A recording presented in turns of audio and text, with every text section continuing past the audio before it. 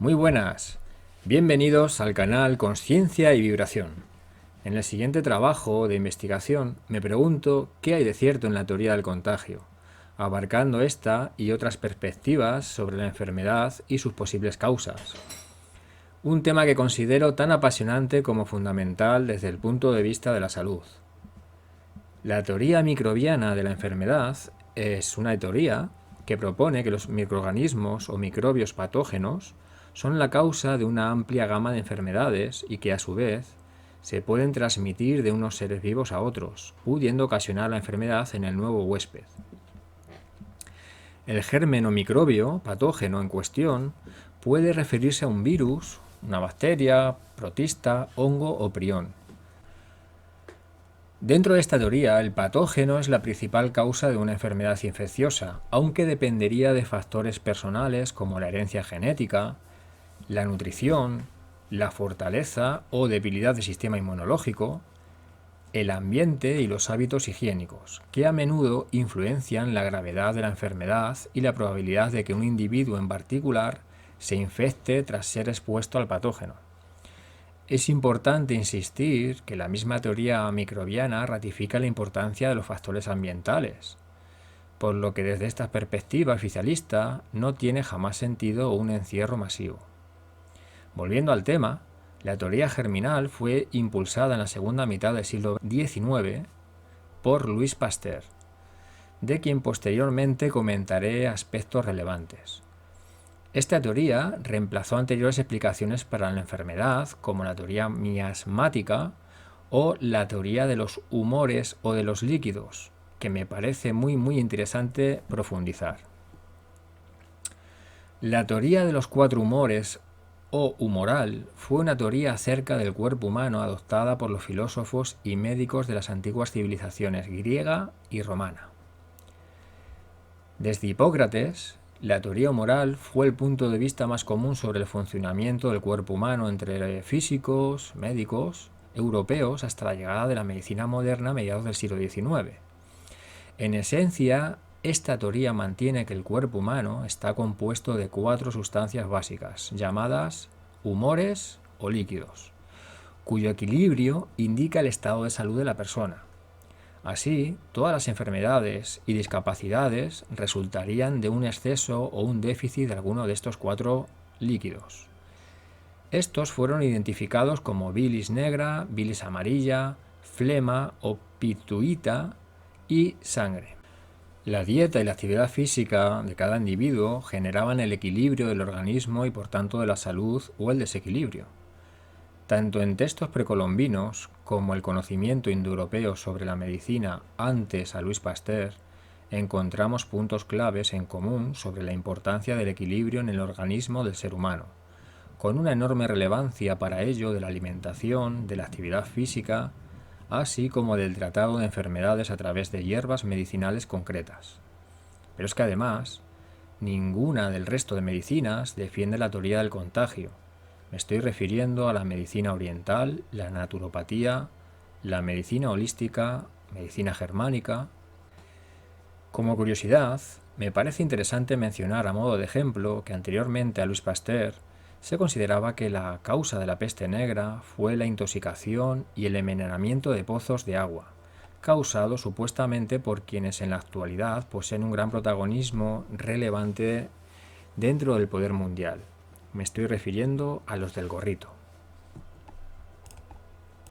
¿De qué ciencia estamos hablando al aseverar o al hacer creer que eran los virus de las ratas la causa de la peste del siglo XIV y no el envenenamiento? ¿Cómo es posible que alguien sepa la procedencia de la misma 3 siglos antes del invento del microscopio o 5 siglos antes de los postulados de Koch? ¿Cómo se erradicó tal supuesta enfermedad sin medicamentos y sin vacunas? ¿Cómo es que tras una intoxicación de arsénico salen manchas negras en la piel casualmente igual que con la peste? Quien tenga oídos.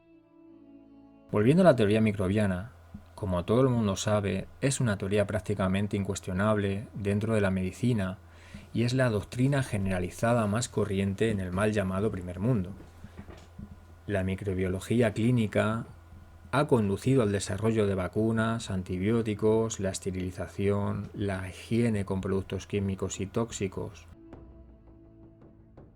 como excusa supuestamente contra la propagación de enfermedades contagiosas, generando multitud de beneficios multimillonarios a la que posiblemente sea la principal industria de todas. Me estoy refiriendo a la industria farmacéutica. Sin embargo, y a pesar de esta lucha continua y obsesiva contra los microbios a través de los tratamientos paliativos, de paliar los síntomas y no las causas, y asintomáticos, de eliminar los síntomas y no las causas, las enfermedades, especialmente las autoinmunológicas, como el cáncer, Alzheimer, ictus, fibromialgia, síndrome de Crohn, siguen en aumento. ¿Qué es lo que falla entonces? Pero volvamos a la historia. A mediados del siglo XIX, dos franceses, y prácticamente al mismo tiempo, Pasteur y Béchamp, propusieron dos explicaciones totalmente opuestas sobre la enfermedad. Como todo el mundo sabe, solo una triunfó. Su nombre y el Instituto Pasteur son mundialmente conocidos y vinculados a sus vacunas. Se puede afirmar que Béchamp descubrió los microbios antes que Pasteur, pero descubrió también algo que no interesa. En los seres vivos se produce una modificación de los organismos microbianos dentro y no fuera de los tejidos. Repito, dentro y no fuera de los tejidos. Esto significa que no hay agresor externo. Claude Bernard, quien propuso la teoría del terreno, se interesó en este mismo tema en cuestión, argumentando que lo más importante en la enfermedad es el terreno y que la enfermedad, como proceso biológico, se desarrolla dependiendo del medio interno así como del pH, el aspecto determinante del terreno. Años después, Pasteur, en su lecho de muerte, reconoció el trabajo de Béchamp cuando dijo: Bernard tenía razón. El germen no es nada, el terreno lo es todo. Este reconocimiento no tuvo trascendencia, pues Pasteur y sus teorías se impusieron o las impusieron. Tal es la fama de Pasteur que en 1995 la UNESCO decretó el Año Pasteur para conmemorar el centenario de la muerte del gran sabio. Simultáneamente, el New York Times titulaba Las falsedades de Pasteur. Tras una minuciosa lectura de las notas del químico biólogo, un historiador de la ciencia declaraba que Pasteur había mentido con respecto a su investigación, que robó las ideas de un competidor y que cometió varios fraudes. En cuanto a Béchamp, que trabajaba sin preocuparse de su reputación, nunca se ha divulgado su trabajo, aunque descubriera un eslabón perdido en el origen de la vida. Cuando la salud es deficiente por malnutrición, intoxicación, estrés físico-moral, el microcima se transforma en germen, que es una parte más de la expresión de esta desarmonía, no la causa. Varios científicos han demostrado con posterioridad la existencia de los microcimas de Béchamp, como por ejemplo Royal Raymond, Enderlein, Protitas 1995, Wilhelm Reich, del cual luego hablaremos, en 1930, Gaston Naessens.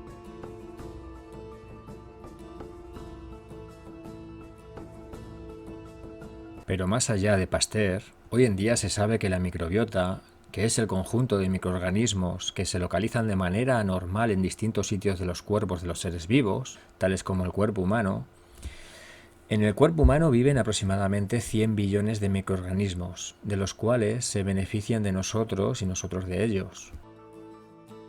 Sabemos que en condiciones normales existen 10 veces más microorganismos genéticamente diferentes a las células de nuestro cuerpo, pero que solo alcanzan el peso aproximado de unos 200 gramos. El conjunto de microorganismos, si está en equilibrio, tal y como debe de ser un ecosistema natural, es vital para el buen funcionamiento del organismo y una buena o ideal salud. Los microorganismos ayudan en la digestión del alimento, generan síntesis de micronutrientes como las vitaminas. Una gran mayoría de ellas intervienen en la expresión de genes y prevención de enfermedades. Es por esto que se recomienda la ingesta tanto de probióticos, microorganismos vivos, como de prebióticos, alimento para los mismos, así como el uso de productos que favorezcan su cuidado y equilibrio. Estamos hablando de productos naturales tanto en la alimentación como en los productos de higiene, de cosmética, cuidado de hogar. Incluso ante el aumento desmesurado del síndrome de Crohn, inflamación intestinal o disbiosis fisiológica, se recomienda como tratamiento el trasplante de microbiota fecal. Sí, lo ha escuchado bien, fecal. Un tratamiento, por cierto, de gran eficacia. Un tratamiento muy diferente a la psicosis televisiva, ¿verdad? Pero, ¿qué hay de cierto sobre los virus? ¿Cómo es que hay tantas discrepancias científicas para abordar este punto? Más allá de la corriente farmatelevisiva, son muchos los médicos, químicos, premios Nobel, quienes han vinculado su supuesta asistencia biológica con partículas de comunicación intercelular como exosomas, ectosomas, etc., que nada tienen que ver con entidades biológicas malignas. Su significado etimológico, es decir, el significado en su origen, yo creo que nos da una pista clave. La palabra virus viene del latín virus, que significa zumo de plantas nocivo para la salud, o sea, veneno. Resumiendo mucho este apartado clave en la comprensión de lo que en realidad está sucediendo, quiero mencionar, entre otros, a Stefan Lanka. Stefan Lanka, biólogo molecular y biólogo marino, hace pública una apuesta donde ofrece 100.000 euros a quien pueda demostrarle la existencia del virus del sarampión. El médico Homburg, David Barden, aceptó el reto enviándole documentación de supuesta índole científica. Esta situación acaba en los tribunales de Alemania, donde finalmente es el Tribunal Superior quien le otorga la victoria a Stefan Lanka, decretando la carencia de fundamento científico en las pruebas aportadas sobre la existencia de los virus del sarampión e incluso del resto de la virología, incluyendo al VIH, corona, etc. Con respecto a Eleni Papadopoulos, biofísica australiana del grupo PER, fue una de las pioneras en exponer el fraude de las pruebas PCR, donde evidencia que la misma prueba podía ser positiva en África y negativa en Alemania, es decir, dependiendo del protocolo de búsqueda utilizado. Eleni Papadopoulos defendió a un australiano seropositivo en VIH ante un tribunal que había sido condenado a 15 años de prisión por haber contagiado a varias mujeres. Ella expuso no solo el fraude del VIH y el genocidio en su tratamiento, sino que cuando la fiscal Sandy McDonald le preguntó si ella tendría relaciones sexuales vaginales sin protección con un varón VIH positivo, Papadopoulos respondió: por supuesto. El mismo inventor de la PCR y Premio Nobel de Química, Kary Mullis, no solo dijo que muchos paradigmas científicos son fuertemente potenciados por marketing e intereses económicos, que posteriormente no se ponen en duda para el resto de la comunidad científica. También dijo que la PCR no servía como prueba de diagnóstico. And HIV is like that. Those tests are all based on things that are invisible, and the results are inferred in a sense. PCR is separate from that. It's just a process that's used to make a whole lot of something out of something. That's what Also, it is. But it's not. It doesn't tell you that you're sick, and it doesn't tell you that the thing you ended up with really was going to hurt you or anything like that. That's what it's not. Por si todo esto fuese poco, posteriormente a la pandemia de gripe española de 1918, que ni era gripe ni era española, un equipo médico en Boston, capitaneado por el doctor Rosenau, trató de infectar a 100 voluntarios sanos entre las edades de 18 y 25 años. Sus esfuerzos fueron impresionantes y aún así no consiguieron demostrar el contagio. Aislaron mezclas microbianas de la garganta y nariz de casos de influenza, cuidadosamente seleccionados de la ubicación del brote. Luego, los investigadores administraron a estos 10 jóvenes voluntarios de la Marina de los Estados Unidos sin exposición previa a la influenza. Ninguno se enfermó. Extrajeron sangre de pacientes con influenza y la transfirieron a los voluntarios de la Marina. Ninguno se enfermó. En caso de que estos 10 voluntarios de la Marina fueran de alguna manera inmunes, Aunque poco probable, ya que no habían tenido exposición previa a la influenza, el estudio reclutó a otro grupo de 50 voluntarios. Repiten el experimento con pacientes con influenza de otro lugar del brote, pero no pudieron probar la transmisión de persona a persona. El doctor Rosenou dijo: entramos en el brote con la idea de que sabíamos la causa de la enfermedad y estábamos bastante seguros de saber cómo se transmitía de persona a persona. Quizás, concluyó, si hemos aprendido algo es que no estamos muy seguros de lo que sabemos sobre la enfermedad. Las siamesas Masa y Dasa, cuando eran niñas, una padeció de sarampión, mientras que la otra permaneció sana. Al tener un sistema nervioso separado, una se podía enfermar y la otra no. Otro ejemplo son las siamesas Abby y Brittany Hensel, gemelas dicefálicas que comparten la misma caja torácica, el intestino delgado, un hígado, 3 riñones, un par de ovarios, una vagina, una vejiga, pero que cada una tiene su corazón, estómago, columna vertebral, pulmones y médula espinal independientes. Cada cual tenía sus propias enfermedades independientes de la otra, incluidas las llamadas enfermedades infecciosas. Reich, en su libro La biopatía del cáncer, en la línea de Becham y Bernard, expuso que las células sanas somáticas, si enferman por cambios metabólicos o energéticos en el ambiente, crean microorganismos inferiores que a su vez pueden crear células nuevas, por ejemplo cancerosas. ¿Qué piensas sobre los animales librepastantes y su estado de salud en comparación con los estabulados, carentes de condiciones ambientales óptimas, pero con vacunas, antibióticos? ¿Qué piensas si comparamos el estado de salud del ser humano en armonía con la naturaleza y sin sistema sanitario sobre el hombre moderno y sus condiciones de vida moderna? ¿Alguna vez compartiste habitación con alguien con gripe estacional? ¿Alguna vez compartiste bebida con mucha gente? ¿Qué es lo que pasó? ¿Cómo es que surge el contagio en el primer portador de un virus? ¿Cómo es que la gripe, por ejemplo, siendo estacional, se origina al mismo tiempo en cada hemisferio? Es decir, no se va expandiendo poco a poco desde un foco específico. Desde otras perspectivas de la enfermedad, se considera que el organismo intenta expulsar los agentes tóxicos causantes de un terreno en desequilibrio, además de por la orina, heces y sudor, a través de la fiebre, mucosa, tos, pústulas, eczemas, granos, que serían mecanismos de defensa del propio organismo y no la misma enfermedad en sí, ante los altos niveles de toxicidad. Además, habría épocas más propicias para ello, debido a los ciclos naturales a los que el organismo también pertenece. Gripe estacional, asma primaveral, etc. Como conclusión final, podríamos decir que la salud del ser humano depende de la actividad de sus propios microorganismos en equilibrio. De hecho, sin ellos no podría haber nada vivo. Cada animal y planta debe subsistencia, a su vez, a la fertilidad de la tierra, y esta depende de la actividad de los microorganismos. Por tanto, la enfermedad no viene de fuera, sino que es un proceso más complejo que la simple idea del microorganismo patógeno foráneo que nos ataca.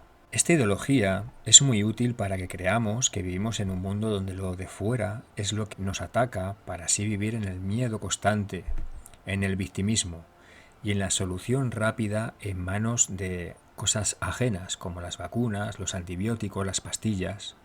En otras palabras, dejando la salud en manos de otros en vez de ser los responsables de nuestro propio cuidado. Un cuidado que empieza quizás por el estudio en profundidad de la alimentación y todos los procesos de lo que ingerimos, desde el huerto o la tierra hasta la boca, sabiendo qué no comer, siguiendo por los productos de higiene personal o del hogar, sabiendo cuáles no usar, productos de cosmética, ejercicio físico, contacto con la naturaleza.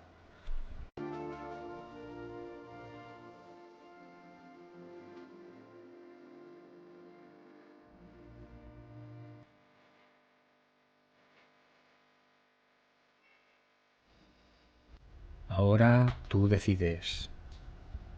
Puedes tener miedo o puedes tener consciencia y vibración.